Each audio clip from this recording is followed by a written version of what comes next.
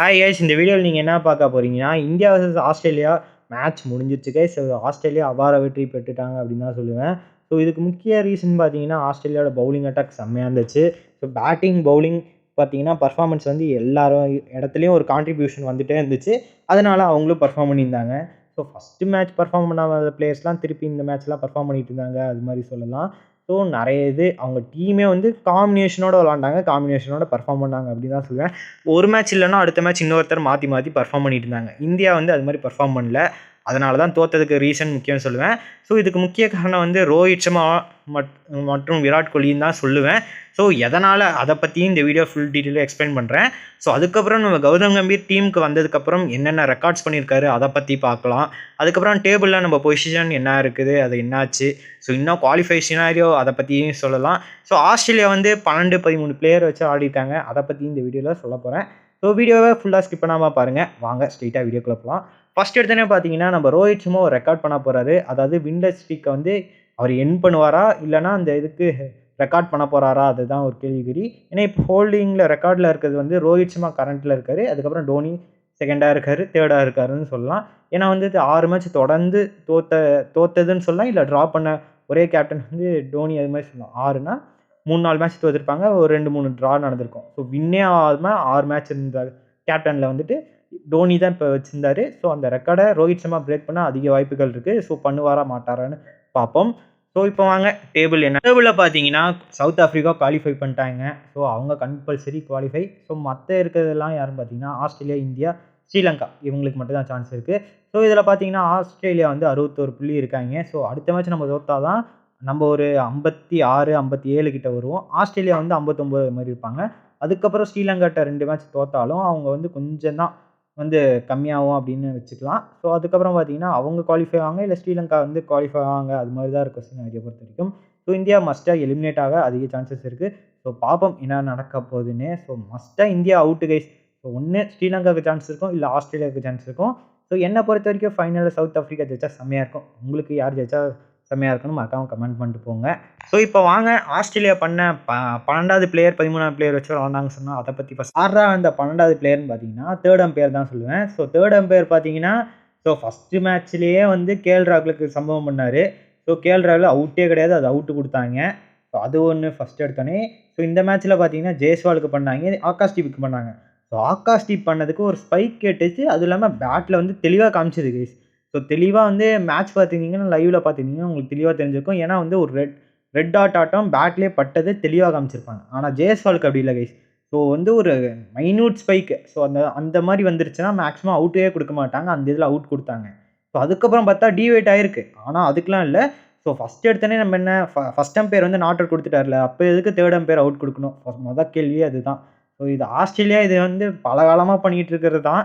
So எப்படி நம்ம ஊரில் வந்து மும்பை இந்தியன்ஸ்லாம் பண்ணுவாங்களோ அது மாதிரி அங்கே பண்ணியிருக்காங்க. அவ்வளோதான் கைஸ் வித்தியாசம். ஸோ இங்கே வந்துட்டு எப்படின்னா இந்தியாவுக்குள்ளே பண்ணதை வந்து இன்டர்நேஷ்னல் லெவலில் பண்ணுறாங்க, அவ்வளோதான் வித்தியாசம், வேறு ஒன்றும் இல்லை கைஸ். ஸோ இப்போ வாங்க நம்ம கௌதம் கம்பீர் பண்ண ரெக்கார்ட்ஸ்லாம் பற்றி பார்ப்போம்.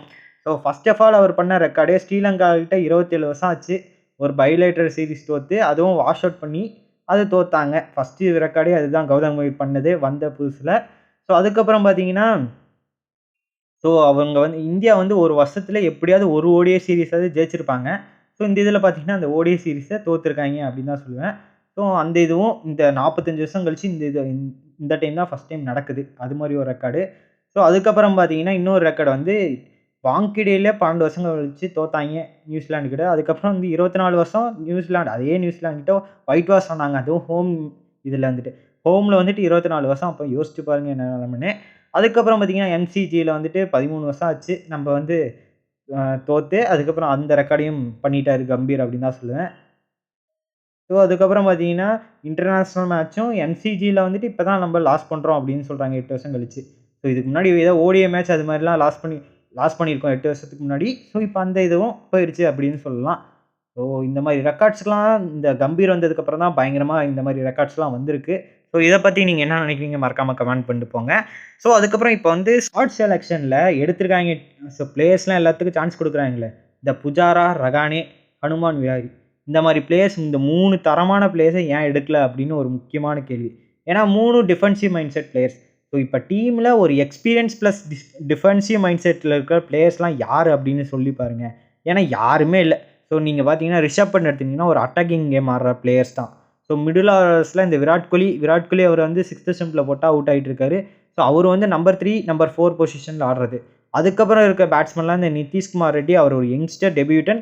ஸோ ஓரளவுக்கு நல்லா தான் பெர்ஃபார்ம் பண்ணார். ஆனால் நம்பர் 5ல் ஒரு பொசிஷனுக்கு ஒரு கரெக்டான ஒரு பேட்டர் வேணும் அப்படின்னு தான் சொல்லுவேன். ஸோ அந்த இடத்துல ஒரு தெளிவான பேட்டரே இல்லை, அது மாதிரி தான் சொல்லுவேன் இந்தியன் டீமை பொறுத்த வரைக்கும். ஸோ அந்த இடத்துல யார் ஆடுவா அது மாதிரி இருந்துச்சு. ஸோ இந்த இதில் பார்த்தீங்கன்னா டீம்லேயே வந்து 2 பேர் வந்து ஒஸ்ட்டான பர்ஃபார்மன்ஸ் தான் கொடுத்துட்ருக்காங்க.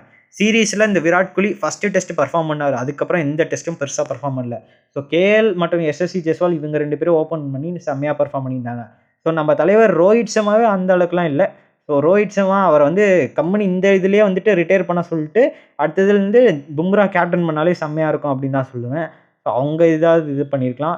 ஸோ எனக்கு மெயினான இது திங்க என்னென்னா ஸ்குவாடில் ஒரு டிஃபென்சிவ் பிளேயர் இருக்கணும் தான். ஸோ டிஃபென்சிவ் பிளேயர் எதுக்கு இருக்கணும்னு பார்த்தீங்கன்னா, ஸோ இப்போ பார்த்தீங்கன்னா இவங்க வந்து டிஃபென்சிவ் பிளேயர் இருக்காங்கன்னா ஒரு 150 பால் மேக்ஸிமம் இவங்க ஆடிடுவாங்க கைஸ். ஸோ அதுக்கப்புறம் வர பேட்ஸ்மேன்லாம் பொழந்தெடுப்பாங்க. ஸோ முன்ன வீடியோவிலே இதே மாதிரி தான் சொல்லியிருப்பேன்.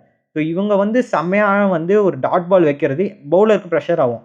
ஸோ அந்த இடத்துல வந்துட்டு இவங்க வந்து ப்ரெஷர் எடுத்துகிட்டு இவங்களே அவுட் ஆகிட்டு போனால் அதுக்கப்புறம் அந்த பேட்டர்ஸ்லாம் செம்மையாக ஆடலாம். அது மாதிரி இருக்கும். இந்த நிதிஷ் ரெட்டி, இந்த மிச்சம் இருக்க கீழே இருக்க பேட்டர்ஸ்லாம், டவுனில் இருக்க பேட்டர்ஸ்லாம் செம்மையாக ஆடலாம். இந்த ரிஷப் பண்ட் அந்த மாதிரி பிளேயர்ஸ்லாம். ஸோ அந்த இடத்துல வந்து ஆட முடியாத நிலமையில தான் வந்துட்டு ஸோ அடிக்க போயிட்டு நிறைய பிளேயர்ஸ் அவுட் ஆனாங்க. ஸோ இந்த இதிலே பார்த்தீங்கன்னா ரிஷப் பண்ட்லாம் அவுட் ஆகிருப்பாங்க. ஸோ அந்த இடத்துல இந்த மாதிரி இது இருக்குது. ஸோ இவங்களாம் வந்து பேட்டர்ஸ். பவுலர்ஸில் ஒருத்தர் இருக்கார். ஸோ பவுலர்ஸில் பார்த்தீங்கன்னா 2 பேர். ஹர்ஷ்தீப் சிங்கை வந்து ட்ரை பண்ணலாம். ஏன்னா ஒரு லெஃப்ட் ஆர்ம் ஆப்ஷன், ஒரு டெஸ்ட்டு டெபியூட்டன் கொடுத்து ட்ரை பண்ணலாம். ஏன்னா இவர் வந்து ஒரு ஆல் ஃபார்மேட் பிளேயராக வந்து ட்ரை பண்ணலாங்க.